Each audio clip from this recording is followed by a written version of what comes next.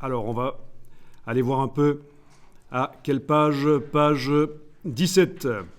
Donc, par la palette des pages, qui n'est sans doute pas configurée comme ceci chez vous. Par la palette des pages qui n'est sans doute pas configurée comme ça chez vous pour quand on l'agrandit et que les pages se mettent côte à côte, mais c'est pas grave. Vous pouvez aller donc sur la page 17 en double-cliquant sur la page 17. Ou alors, en bas à gauche du document, vous tapez ici 17, touche entrée, et voilà. Vous êtes à la page 17. Alors, dans la palette des calques, moi j'ai déjà verrouillé les calques qui ne m'intéressent pas parce que les éléments sur lesquels je veux travailler ne s'y trouvent pas. Je les ai verrouillés et j'ai déverrouillé le calque qui m'intéresse. Donc chez vous, regardez, menu fenêtre calque, allez voir dans la palette des calques, le calque image et texte. Vous allez devoir faire Alt-clic à l'endroit où il y a un verrou, une fois, deux fois. Et vous avez donc le calque image et texte qui est déverrouillé et les autres calques qui sont verrouillés. Parce qu'en fait, l'élément qui m'intéresse ici, c'est ceci. L'extrait de texte qui est là sur le bord.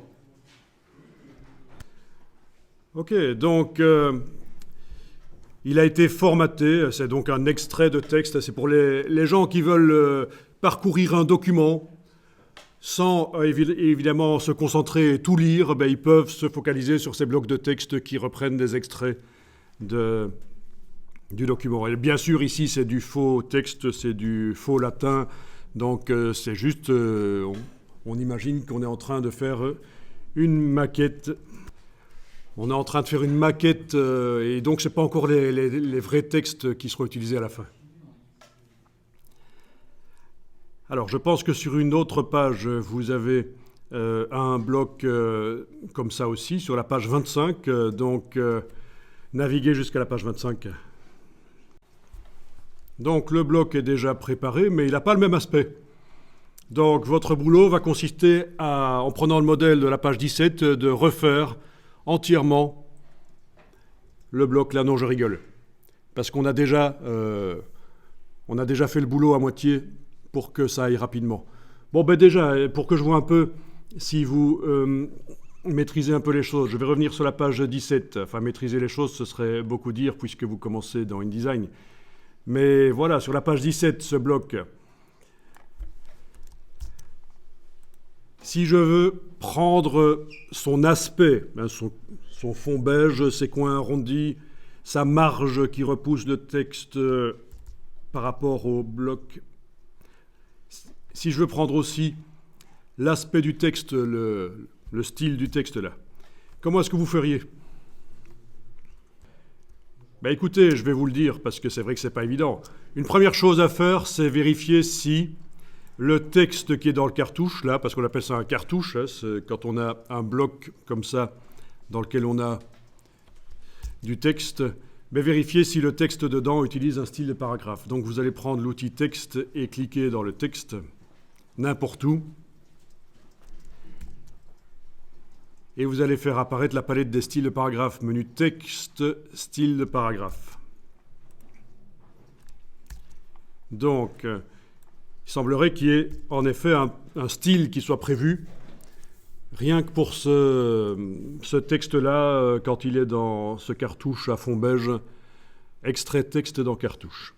Donc ça, c'est pratique parce que ça va permettre de modifier. Si on a des blocs comme ça à différents endroits dans le document, ça va nous permettre de les modifier rapidement, de modifier l'aspect du texte sur tous les textes d'un coup grâce au style.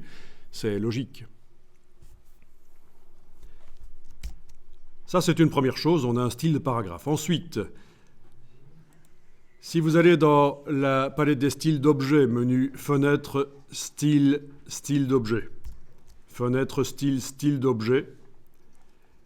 Voilà, tout est grisé, mais on va sélectionner l'objet avec la flèche noire. Et on voit qu'il a un style. Cet objet, ce bloc beige à coins arrondis, il y a un style d'objet qui a été fait pour lui. Donc on a un style de paragraphe qui va nous permettre d'appliquer le paragraphe ailleurs, cet aspect de texte.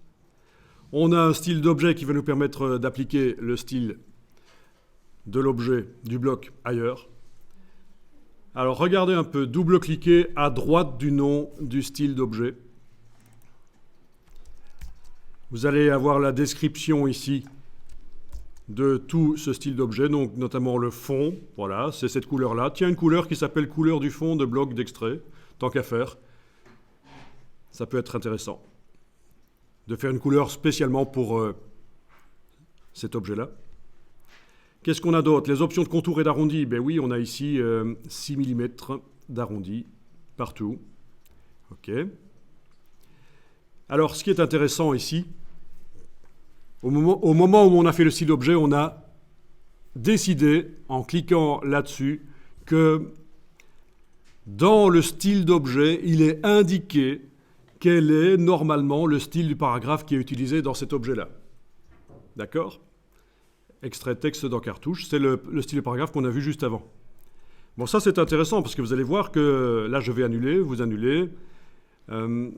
Si on veut modifier l'objet de la page 25, ça va être très facile en fait. On va sur la page 25, allez-y. Voilà, sur la page 25, vous allez, avec la flèche noire, sélectionner le bloc et vous allez lui appliquer le style d'objet qui s'appelle bloc pour extrait dans cartouche. Voilà. Et du coup, le style de paragraphe arrive aussi. Parce qu'il est inclus dans le style d'objet. Vous voyez un peu l'astuce? Donc tout ça, c'est des systèmes qui vous permettent de manipuler des documents InDesign longs sans y passer des heures, faire des styles. Si on clique avec l'outil texte dans le texte, on voit bien que c'est le bon style de paragraphe qui est là. C'est parfait. Avec la flèche noire, c'est bien évidemment le style que je viens d'appliquer. Alors on va juste ajuster un peu. On va prendre le bas du bloc et remonter un peu comme ça, manuellement. Voilà. Pour que ça contienne le paragraphe, mais évidemment, il ne faut pas qu'à cet endroit-ci, la petite croix rouge apparaisse qui indique que le texte est en excès, qu'il n'y a pas assez de place pour montrer tout le texte. Ça, c'est pas bon, bien sûr.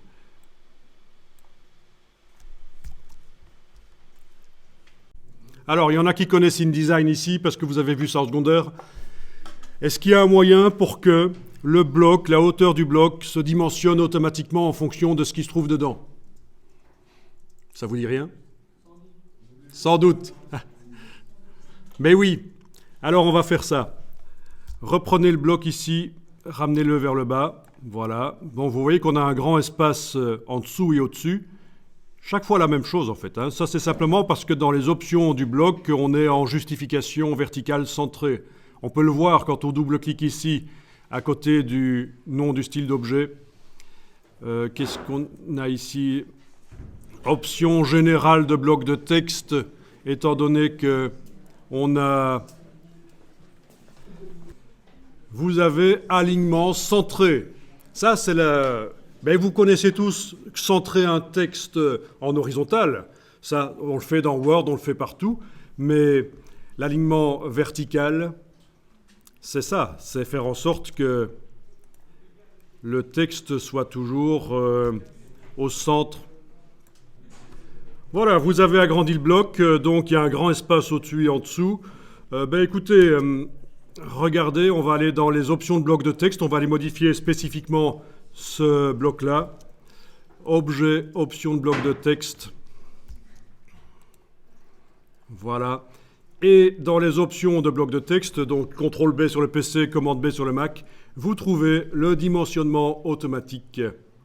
Ça peut être sympa parfois. Et donc, dimensionnement automatique, on va demander hauteur seulement. Bon, réglez ça comme ça. Voilà, OK. À partir de là, vous voyez ce qui se passe. Le bloc a bougé tout seul. Alors, on va le repositionner au-dessus parce qu'il était prévu pour être placé au-dessus. C'est plus sympathique au niveau du design. Et regardez ce qui se passe si vous essayez de l'agrandir. Il revient. Si vous supprimez du texte, allez-y, hein, faites pas exactement ce que je fais, hein, c'est juste un guide ce que je fais, mais vous pouvez vous éloigner. Voilà, j'ai supprimé du texte, et voilà, le bloc est redimensionné, je vais le mettre là au-dessus, voilà. Donc en fonction du contenu, il va s'auto-redimensionner. Alors, le bloc, il utilise le style d'objet bloc pour extrait dans cartouche. Nous avons été manuellement nous éloigner de ce style. Nous avons ajouté une fonction de redimensionnement automatique qui n'est pas inscrite dans le style, on est d'accord. Normalement, quand des objets ou des paragraphes utilisent un style, si on veut les modifier, on va toujours par le style. Mais là, on a fait différemment. On a modifié manuellement uniquement ce bloc-là. L'autre bloc de la page 17 n'a pas cette fonction de redimensionnement automatique. On est d'accord, vous suivez? C'est pour ça qu'il y a le petit signe plus ici pour vous indiquer qu'il y a quelque chose qui s'est passé quand on sélectionne ce bloc. Il est différent de ce qu'il est inscrit dans le style. En quoi est-ce qu'il est différent? L'infobule vous l'indique quand vous survolez. Dimensionnement auto du bloc de texte, blablabla. Et donc, voilà, ce n'est pas un problème à partir du moment où vous savez comment ça fonctionne. Vous pouvez manuellement aller modifier les choses et mettre à jour le style ensuite, en faisant simplement, allez-y, faites-le dans le menu ici, redéfinir le style. Ça veut dire que la modification que vous avez faite sur ce bloc-là, uniquement sur ce bloc-là, va être répercutée dans le style, et tous les blocs qui utilisent ce style dans le document ont maintenant cette modification.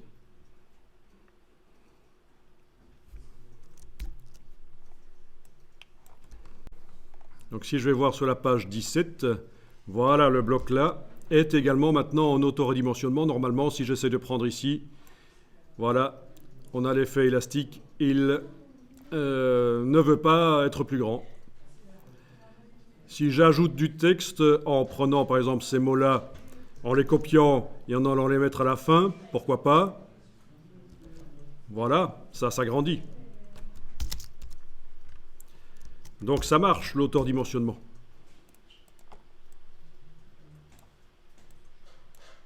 C'est peut-être un peu trop quand même, hein. C'est censé être un extrait, mais bon, pourquoi pas, pourquoi pas.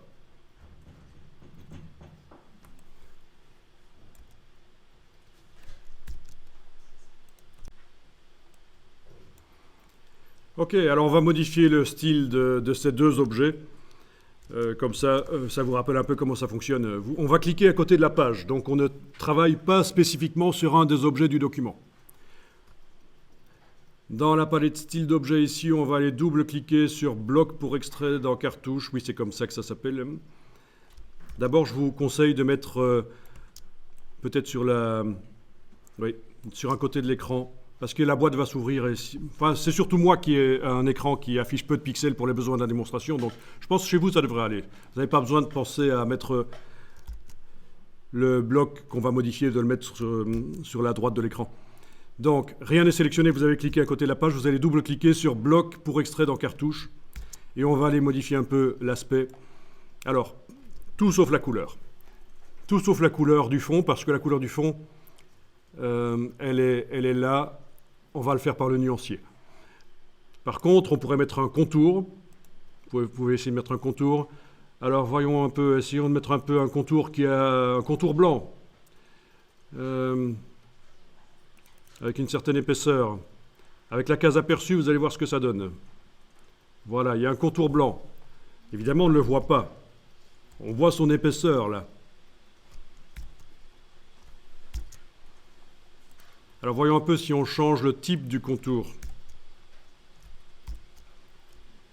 Oui, il est probable que ça va fonctionner.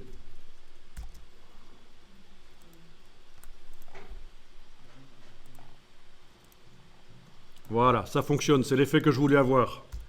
Regardez, c'est un contour blanc. Et ça donne cet effet-là. Vous avez vu? Ça peut être classieux, ça peut être sympa. Et pour faire ça, donc je vous répète, on est donc en train de modifier le style bloc pour extrait dans cartouche. On est à la partie contour. Il n'y avait pas de contour, j'en ai mis un blanc, couleur papier. Quand vous voyez que la couleur dans le nuancier ou ici est indiquée entre parenthèses spéciales, je ne sais pas comment ça s'appelait en français, les brackets en fait, en anglais. Les accolades, non, c'est même pas encore des accolades. Enfin voilà, quand c'est mis comme ça veut dire que c'est non modifiable, ça fait partie du nuancier dès le départ, c'est pas une couleur qu'on peut ajouter ou modifier. Voilà, donc j'ai mis une épaisseur et j'ai choisi un type de contour, évidemment qui n'est pas continu, sinon mettre un bord blanc au bloc qui est sur fond blanc, ça sert à rien. S'il était sur fond en couleur, peut-être, mais là il est sur fond blanc, ok. Donc j'ai choisi ici une couleur, ok. Alors d'autres choses, donc si vous cochez la case aperçue, vous devriez déjà voir derrière ce que ça donne. D'autres choses, je vais me débarrasser des arrondis.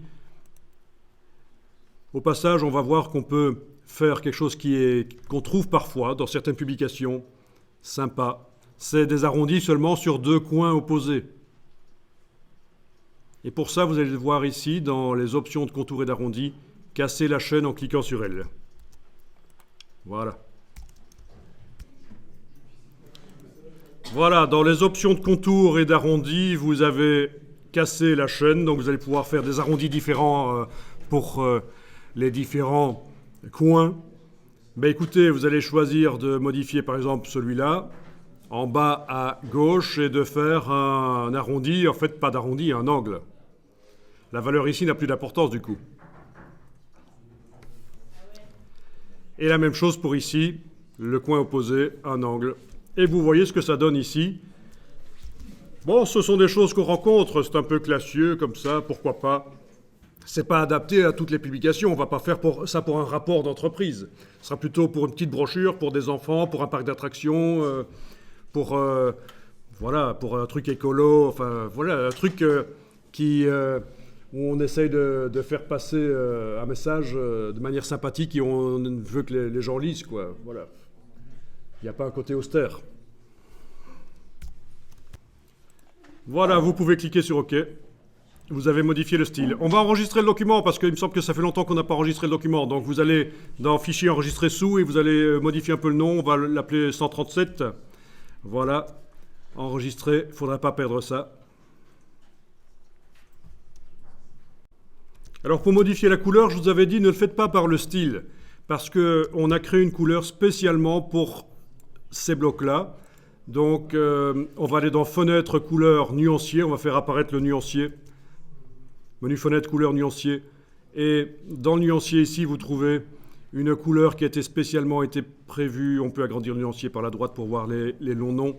Spécialement prévue pour ces blocs-là. Donc vous allez double-cliquer sur la couleur et vous allez pouvoir, avec la case aperçu cochée, la modifier, la couleur. Voilà. OK. Alors ce qui est intéressant à voir, c'est qu'on a modifié le style en étant sur la page 17, on a regardé ce qui se passait sur le bloc, hein, c'était notre feedback visuel sur la page 17. Maintenant, vous pouvez aller voir sur la page 25, vous devriez retrouver le même style, le même aspect, exactement. Logique, hein? Ces deux objets utilisent le même style et la même couleur de fond du nuancier, donc ça marche. Alors, on passe à autre chose. Vous devez être en affichage normal, pas en affichage aperçu. Vous devez voir les balises. Je vous rappelle que si on voit les balises quand on est en affichage normal, c'est parce que dans le menu texte, à un certain moment, on a été demandé d'afficher les caractères masqués. Dernière ligne du menu texte, afficher les caractères masqués, ça a été fait à un certain moment. Sinon, vous ne voyez pas les balises. Alors, page 24, donc c'est juste à côté de la page 25, bien sûr, sur laquelle on vient de travailler. Nous, on travaille sur la page 17, mais bon, peu importe, on travaille sur la 17 et la 25 aujourd'hui, jusqu'à présent. Donc, page 24, est-ce que vous voyez quelque chose qui pose un problème? L'image est saturée. Vous avez des pixelisés, c'est quoi? C'est saturé ou pixelisé que tu veux dire? Pixelisé. Et chez moi, ça ne l'est pas. Ben ça, c'est parce que je suis le formateur et forcément, je suis meilleur que vous. Non, ne rigolons pas de choses pareilles parce qu'il y en a qui le pensent réellement. Ce qui se passe, c'est que dans votre InDesign, il est réglé pour économiser des ressources informatiques, actuellement, il affiche les images en basse définition, pendant que vous travaillez le document. Bien sûr, ça ne change rien au fait que quand il sortira, ce sera bon. Mais pendant que vous travaillez le document, chez vous, pour l'instant, c'est en basse définition. Alors, si vous voulez avoir les images en haute définition, vous allez dans le menu Affichage, Performance d'affichage, et vous demandez Affichage de qualité supérieure. Affichage, performance d'affichage, affichage de qualité supérieure. Bon, techniquement, il est possible de le faire aussi uniquement sur une image et pas sur les autres. Mais ça devient un peu compliqué, c'est pas intéressant. Ici, on l'a enclenché pour toutes les images. Que ce soit des images vectorielles, pixels, peu importe.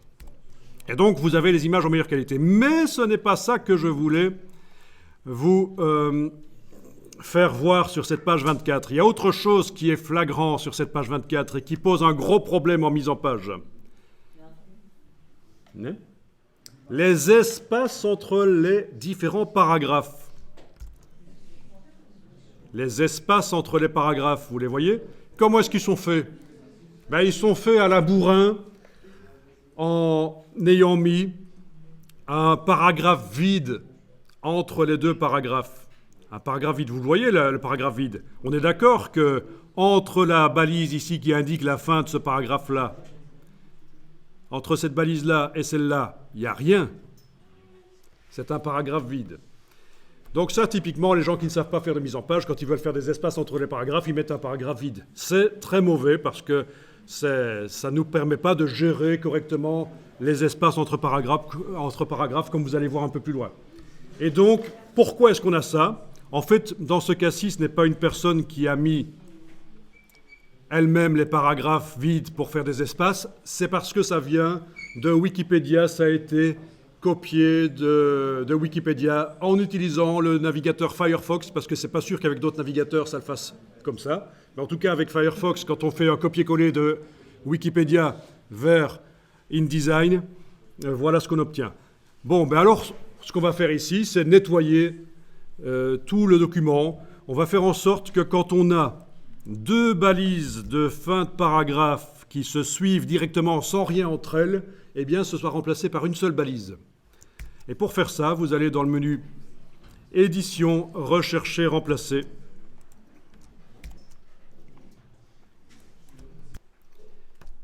Alors ici, il faut indiquer en code une balise de fin de paragraphe. Le signe, il faut coder le signe d'une balise de fin de paragraphe. Personnellement, je ne me souviens même plus comment on code ce truc. C'est pour ça que vous avez ici un petit gizmo qui vous aide. Vous tapez sur l'arrobase et vous demandez fin de paragraphe. Voilà. Ah ben c'est ça. Voilà. Et on en recherche deux qui se suivent, donc on y retourne encore une fois dans le petit gizmo fin de paragraphe. Et vous retrouvez finalement ceci. Et on va le remplacer par quoi? Ben par une seule. Vous allez dans la partie ici remplacer par et vous choisissez fin de paragraphe. Donc voilà ce que vous devez obtenir, tout bêtement. Double paragraphe, double balise de fin de paragraphe avec rien entre elles, qui vont être remplacées par une seule. Et on cherche dans quoi? Ben dans le document. Si vous avez le curseur texte qui est dans un des paragraphes, il va vous proposer de le faire dans l'article. Non, il faut le faire dans tout le document. On va le faire dans tout le document tant qu'à faire. Vous voyez qu'on peut aussi faire du rechercher remplacer dans plein de documents ouverts en même temps. Mais il n'y en a qu'un seul ouvert pour l'instant. Alors, au passage, ça peut aider. Voilà, on va cliquer sur tout remplacer. Et il a trouvé cet endroit du document où il y avait une double balise. OK. Par acquis de conscience, vous pouvez à nouveau cliquer sur tout remplacer jusqu'à ce qu'il vous mette 0. Parce que si on avait 3 balises de fin de paragraphe qui se suivent, il a remplacé en 2. Puis il faut à nouveau repasser le filtre pour que ces deux-là, il les transforme en une. Voilà. Au passage, vous voyez que dans ce rechercher remplacer, c'est extrêmement puissant.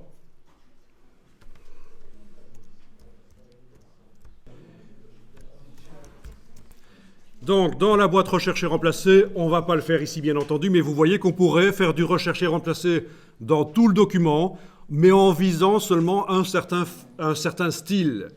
Par exemple, je pourrais faire du rechercher remplacer seulement dans les sous-titres. Voilà. On pourrait aussi ne rien inscrire ici, donc pas faire du rechercher remplacer de caractère, mais indiquer ici un format, un style, et là un autre format. Donc on fait du remplacement de style par un autre. Donc voilà. Il y a également la recherche de chaînes de caractères. Typiquement, si je veux formater, si je veux changer l'aspect de numéro de téléphone dans un document, par exemple, c'est possible de le faire. C'est le grep. Très intéressant, et ça n'existe pas seulement que dans InDesign. Vous avez aussi le grep en web pour transformer du code par recherche de chaînes de caractères. C'est vraiment pour les utilisateurs avancés, mais je vous indique simplement que, voilà, pour cette boîte, elle est quand même assez puissante. On va cliquer sur terminer ici parce que c'est suffisant. Alors, pour nettoyer le texte, ce qu'on vient de faire, c'est une des choses à faire. Il y a, je vais dire, une douzaine d'autres opérations pour, quand on récupère un texte qui a été tapé par quelqu'un, pour le modifier pour qu'il soit correct typographiquement. Ceci dit, il existe des systèmes qui le font pour vous, mais ils ne sont pas intégrés à InDesign. C'est ce qu'on appelle la correction typographique. Donc, typiquement, il y a deux grands logiciels qui le font. Il y a Prolexis, produit français, et Antidote, produit québécois. Antidote est moins cher que Prolexis. Donc, je ne vous dirige pas vers l'un ou l'autre. Ici, j'ai un petit losange que vous n'avez pas chez vous. C'est le module Prolexis qui est installé dans InDesign. Et là-dedans, vous avez l'analyse typographique. Donc, je suis en train de vous dire que la correction typographique, ça peut être fait par un module externe. Si vous ne connaissez pas les règles, c'est une des règles typographiques, ça peut vous aider à atteindre un niveau un peu plus professionnel. Moi-même, je ne les connais pas toutes. Et en plus, c'est compliqué, parce que les règles, suivant qu'on est aux États-Unis ou en France, elles ne sont pas les mêmes. Donc, c'est un peu compliqué.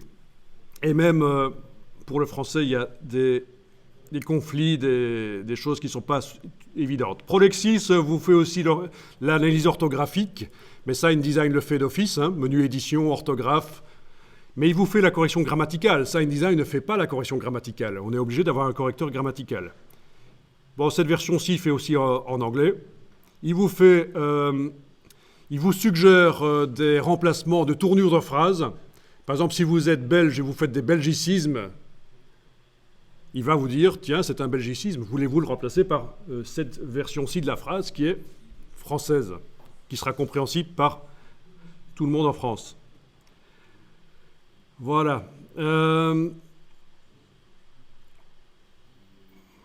Voilà, donc c'est assez puissant quand même, hein, et ça n'arrête pas d'évoluer. Donc ce qui est intéressant de savoir, c'est que vous n'êtes pas obligé, bien sûr, d'acheter Prolexis. Il coûte cher déjà. Je crois qu'on est dans les 600 €. Ni Antidote, je pense qu'on est dans les 150 €. Mais il y a différentes versions, différents niveaux. Donc vous n'êtes pas obligé de le faire, mais sachez que ça existe. Ok, alors quelque chose qu'on va faire ici,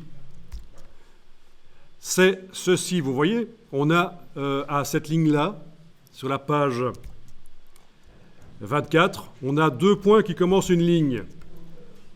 Et avant les 2 points, on a un espace. Si je le sais, c'est parce que je vois qu'il y a la balise d'espace qui est là, le petit point bleu. Donc le texte qui vient de Wikipédia, quand on a les 2 points là, systématiquement, il y a un espace avant. On va le remplacer par un espace insécable, c'est-à-dire qu'on va lier le signe de point au mot qui précède. Ils ne pourront jamais être sur 2 lignes différentes. Ils vont être liés. Ben allons-y, édition, rechercher, remplacer. Donc ça, c'est vraiment le minimum qu'on peut faire quand on reçoit un texte, c'est ce qu'on est en train de faire là. Alors, qu'est-ce qu'on remplace? Qu'est-ce qu'on recherche? On recherche un espace suivi de 2 points. Vous tapez espace de points. Espace de points, il y a 2 caractères là, il y a espace de points. Et vous remplacez par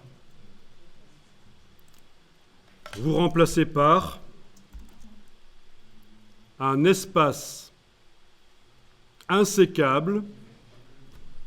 Ça veut dire qu'il ne peut pas être coupé. Ça veut dire qu'il va attacher, cet espace va attacher le mot avec les 2 points qui suivent.